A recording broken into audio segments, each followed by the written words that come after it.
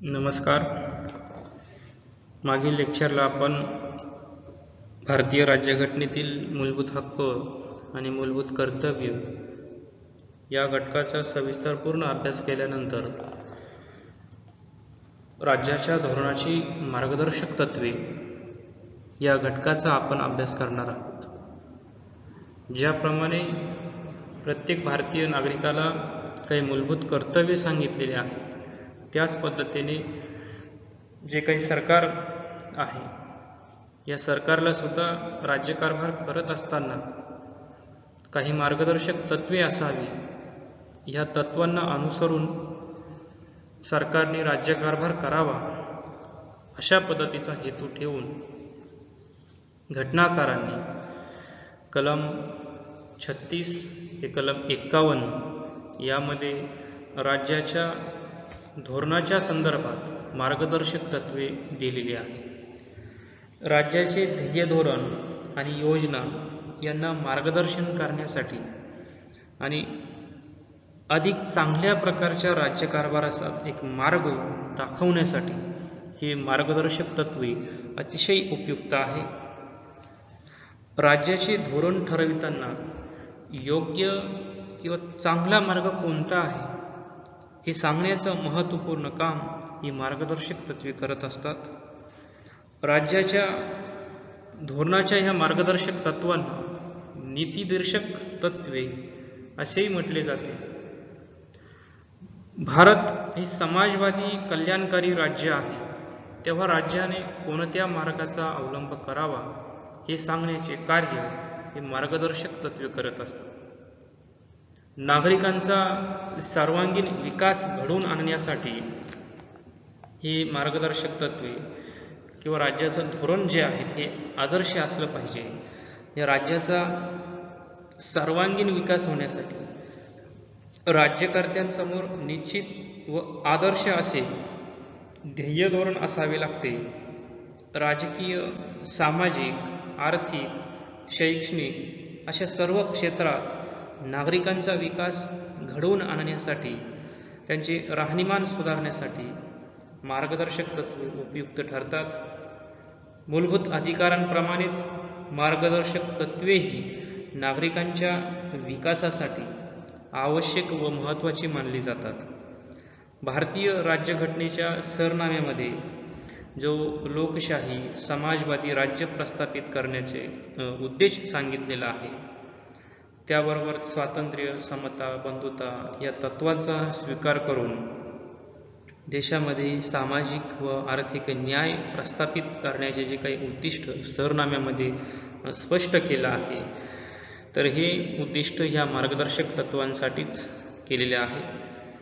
ह्या मार्गदर्शक तत्वांचा जर वापर केला, ध्येय धोरणांची आखणी करत असताना या मार्गदर्शक तत्वांना अनुसरून जर ती धोरणांची आखणी केली तर निश्चितच या राज्यघटनेच्या सरनाम्यामध्ये जी काही तत्वे सांगितलेली आहेत ही तत्वे निश्चितपणे पूर्ण होतील. म्हणूनच आपण या मार्गदर्शक तत्वांची सविस्तर चर्चा आपण करणार आहोत. यामध्ये पहिलं तत्व जे आहे ते म्हणजे आर्थिक तत्व. या आर्थिक स्वरूपातील मार्गदर्शक जी काही तत्वे आहेत ही भारतीय राज्यघटनेच्या कलम 39, 41, 42, 43, 48 मध्ये देण्यात आलेली आहे. या 39 मध्ये असं सांगण्यात आलेलं आहे की सरकारकडून कुठले कामं केले पाहिजेत हे यामध्ये सांगितलेलं आहे की स्त्री व पुरुष या नागरिकांना उपजीविकेचे पुरेसे साधन मिळण्याचा समान अधिकार असावा. याबरोबरच सर्वसामान्य जनतेच्या हिताला उपकारक होतील अशा रीतीने समाजाचा भौतिक साधन संपत्तीचे अधिकार व तिचे नियंत्रण यांचे वाटप व्हावे. आर्थिक यंत्रणा राबविताना सामान्य जनतेच्या हितास अपायकारक ठरेल अशा प्रकारे संपत्ती आणि उत्पादनाची साधने एकाच ठिकाणी केंद्रित होऊ देऊ नये. जे जर संपत्तीचं केंद्रीकरण झालं तर सर्वसामान्य गरीब जनतेचं, कामगार वर्गाचं निश्चितपणे शोषण होत असतो. हा इतिहास डोळ्यासमोर ठेवूनच ही कलम तरतूद करण्यात आलेली आहे. त्याचबरोबरच पुरुष व स्त्रिया या दोघांनाही समान कामासाठी समान वेतन मिळावे. म्हणजे काम जर समान असेल तर स्त्री आणि पुरुषाचा भेदभाव केला जाणार नाही. कारण पूर्वीच्या काळी म्हणजे राज्यघटनेची अंमलबजावणी होत असताना स्त्रियांना समाजामध्ये दुय्यम स्थान होतं. आर्थिक स्थितीमध्ये सुद्धा ती दुय्यमच होती. स्त्रीला कमी स्वरूपात मजुरी मिळत असायची, काम जरी समान असेल तरी सुद्धा. म्हणून ह्या कलमानुसार समान काम आणि समान दाम या तत्वाचा इथं उपयोग केलेला आहे. त्याचबरोबर स्त्री व पुरुष कामगारांचे आरोग्य व शारीरिक ताकद तसेच मुलांचे कोवळे वय विचारात घेऊन त्यांना योग्य ती कामे देण्यात यावी. तसेच कलम 41 मध्ये असे सांगण्यात आले की आपली आर्थिक क्षमता व सर्वसामान्य विकास लक्षात घेऊन सरकार पुढील गोष्टींची परिणामकारक तरतूद करेल. त्यामध्ये सर्व नागरिकांना कामाचा, शिक्षणाचा आणि बेकारी आणि वार्धक्य, आजार व अपंगता यांनी पीडित अशा लोकांना की ज्यांचा अपराध नसताना निष्कारण त्यांना हालाकीचे जीवन जगावे लागत आहे, अशा लोकांना सरकारी मदतीचा अधिकार हा मिळाला पाहिजे किंवा मिळवून देणे हे मार्गदर्शक तत्व आहे. की जे अनेक लोक असतात, वार्धक्याने असेल, बेरोजगारीने असेल किंवा इतर आजारपणामुळे असेल, म्हणजे स्वतःचा दोष नसताना, स्वतःचा कुठलाही अपराध नसताना जर त्यांना असं हालाकीचं जीवन जगावं लागत असेल तर अशा लोकांना सरकारने ही मदत ही मिळवून दिली पाहिजे. त्याबरोबरच कामधंद्यांच्या बाबतीमध्ये न्याय व माणुसकीचे वातावरण राहावे तसेच प्रसूती सहाय्य देऊन सरकारने योग्य ती व्यवस्था केली पाहिजे. त्याबरोबरच राज्यांच्या कायद्याद्वारे किंवा आर्थिक रचनेद्वारे इतर मार्गाने पुढील गोष्टींची शाश्वती देण्याचा सरकार प्रयत्न करेल. त्यामध्ये शेती, उद्योगधंदे किंवा इतर क्षेत्रातील नागरिकांना काम व निर्वाह भत्ता किंवा निर्वाह वेतन मिळवून देणे आणि त्यांना एक सुखा समाधानाने राहता येईल, आपला सामाजिक व सांस्कृतिक विकास करून घेता येईल, अशा प्रकारचे त्यांना त्या कामाचे वातावरण तिथं ठेवणं गरजेचं आहे. त्याबरोबरच कलम 43 मध्ये असं स्पष्ट करण्यात आलं आहे की उद्योगधंद्यांच्या जे काही व्यवस्थापन आहे तर त्या व्यवस्थापनामध्ये कामगारांना सहभागी होता यावे याकरता राज्याने योग्य ते कायदे केले पाहिजेत किंवा राज्य योग्य ते कायदे किंवा उपाय करेल. व्यवस्थापन मंडळामध्ये जर कामगारांचा सहभाग असेल तर कर्मचाऱ्यांवरती जे काही अन्याय होत असेल किंवा कर्मचाऱ्यांच्या जे काही समस्या असतील, जे काही मागणी असेल तर ते व्यवस्थापनासमोर मांडण्यासाठी अधिक सोपे होईल आणि त्याचा कामगारांना निश्चितपणे लाभ होईल, लवकरात लवकर त्यांना न्याय मिळेल ही अपेक्षा ठेवून मार्गदर्शक तत्वामध्ये या कलमाचा समावेश करण्यात आलेला आहे. त्याबरोबरच कलम 48 मध्ये सांगण्यात आलं आहे की शेती व पशुसंवर्धन यांचा विकास करायचा आहे. आधुनिक व शास्त्रीय पद्धतीने शेती व पशुसंवर्धन यांची योग्य व्यवस्था लावण्यासाठी राज्य प्रयत्नशील राहील. त्याबरोबर 48 क मध्ये असं स्पष्ट करण्यात आलं आहे की पर्यावरणाचे संरक्षण आणि सुधारणा करायची आहे. वनसंपत्ती व वन्यजीव यांचे संरक्षण करणे, देशाचे पर्यावरण सुरक्षित ठेवणे, त्यात सुधारणा करणे आणि देशातील वनसंपत्ती, ती जंगले असतील, नद्या, सरोवरे सर्वच, तर पशुपक्षी असतील तर यांचे संरक्षण करण्याबाबत सरकार प्रयत्नशील राहील. तर अशा स्वरूपाची आर्थिक तत्त्वे होती. यानंतर सामाजिक तत्त्वे आहेत. सामाजिक तत्त्वेमध्ये मुलामुलींना सक्तीचे व मोफत शिक्षण दिले जाईल. ही राज्यघटना अंमलात आल्यानंतर 10 वर्षाच्या आत सरकार 14 वर्षाखालील मुलामुलींना मोफत व सक्तीचे शिक्षण देण्याची योजना अंमलात आणेल असं यामध्ये स्पष्ट करण्यात आलं आहे. त्याबरोबरच समाजातील जे काही दुर्बल घटक आहेत व त्यामध्ये विशेषतः अनुसूचित जाती व जमाती यांच्या शिक्षणासाठी आणि त्यांच्या आर्थिक हितसंबंधाची राज्य सरकारने विशेष काळजी घेईल. तसेच सामाजिक अन्याय आणि सर्व प्रकारचे शोषण यापासून त्यांना समान संरक्षण देण्यात येईल. त्यानंतर कलम 47 मध्ये सांगण्यात आलं आहे की आपल्या जनतेच्या आहाराचा दर्जा व त्यांचे राहणीमान उंचावणे आणि सार्वजनिक आरोग्य सुधारणे ही सरकारची प्राथमिक कर्तव्य राहतील. याबरोबरच संसदेने केलेल्या कायद्याप्रमाणे राष्ट्रीय महत्त्वाचे म्हणून जाहीर केलेल्या ऐतिहासिक दृष्टीने कुतूहलाचे विषय असलेले प्रत्येक स्मारक, स्थान किंवा वास्तू यांची लूट, विटंबना, नासधूस, स्थलांतर, विल्हेवाट किंवा निर्यात यापासून संरक्षण करणे हे सरकारचे कर्तव्य राहील. यानंतर राजकीय तत्व सांगितलं आलेलं आहे. राजकीय तत्व भारतीय राज्यघटनेच्या कलम 40 व 50 मध्ये ही राजकीय तत्वे सांगण्यात आलेली आहेत. यामध्ये कलम 40 नुसार असे स्पष्ट करण्यात आले की ग्रामपंचायतीची स्थापना करणे, जे ग्रामपंचायती स्थापन करण्यासाठी सरकार पुढाकार घेईल आणि स्वयंशासित संस्था म्हणून त्यांचा स्वतःचा कारभार पाहता यावा यासाठी राज्य सरकार प्रयत्नशील असणार आहे. सुरुवातीच्या काळात ग्रामपंचायती नव्हत्या.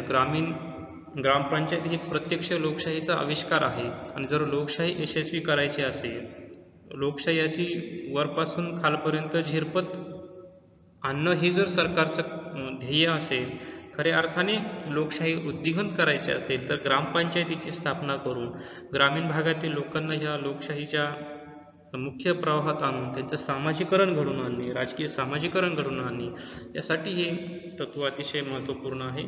त्याचबरोबर सरकार आपल्या राज्यव्यवस्थेमध्ये न्यायदान यंत्रणा व शासन यंत्रणा एकमेकांपासून अलग ठेवण्याची उपाययोजना करेल.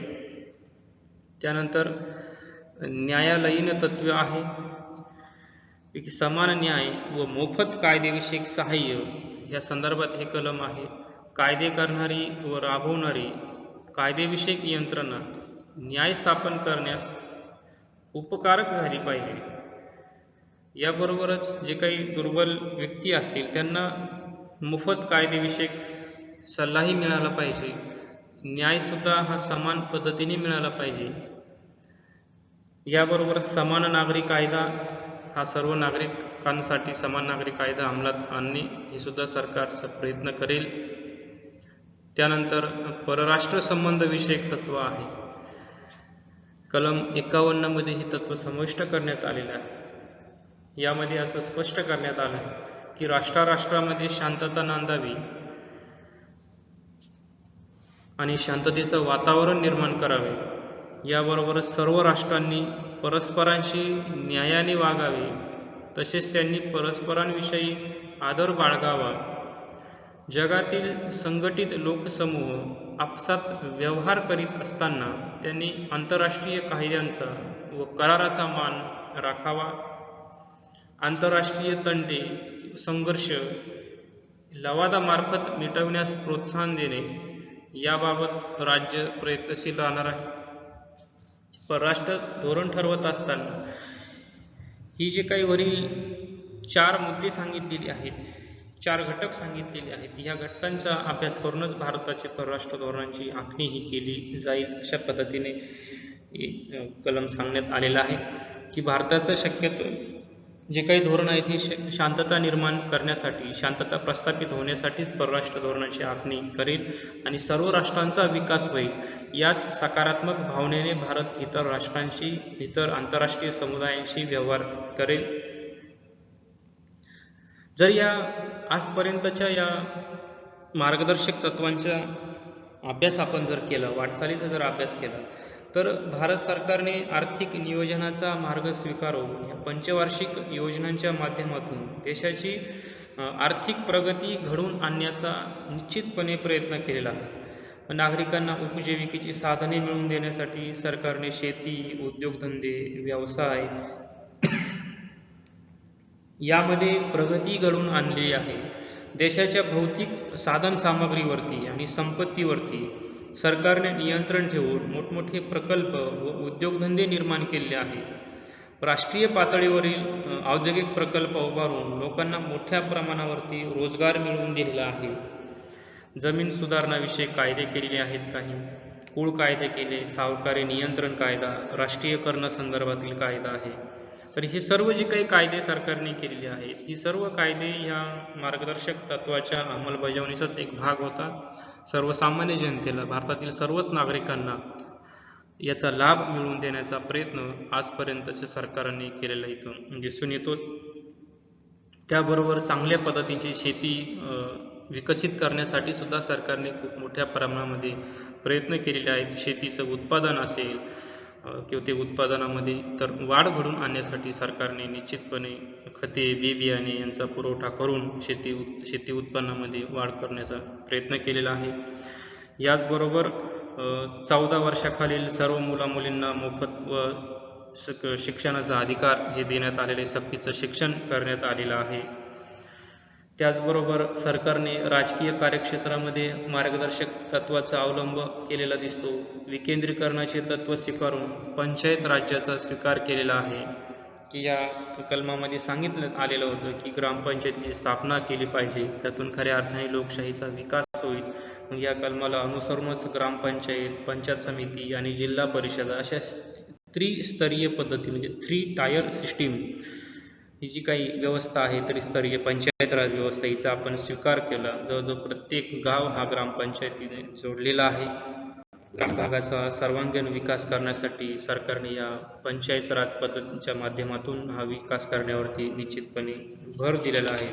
तर अशा पद्धतीने ह्या मार्गदर्शक तत्वाला अनुसरून सरकारने वेळोवेळी धोरणांची आखणी केलेली आहे. यामध्ये परराष्ट्र धोरण जे काही आहे ते सुद्धा आपलं शांततावादी, अलिप्ततावादी, आंतरराष्ट्रीय कायद्यांचा सन्मान राखणारं असंच आजपर्यंत आपण ठेवलेलं आहे. म्हणजे या पंचशील तत्वाचा शक्यतो कुठेही भंग आपल्याला झालेला दिसून येत नाही. म्हणजे आंतरराष्ट्रीय संबंधांच्या बाबतीत तरी काही बाबतीमध्ये निश्चितपणे थोडंसं अपयशही आलेलं आहे.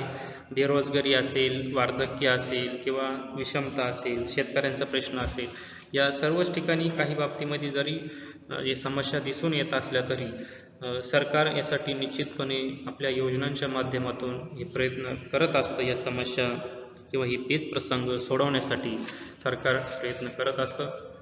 तर अशा पद्धतीने ही मार्गदर्शक तत्वे जी आहेत, ही तत्वांचा आपण अभ्यास केलेला आहे.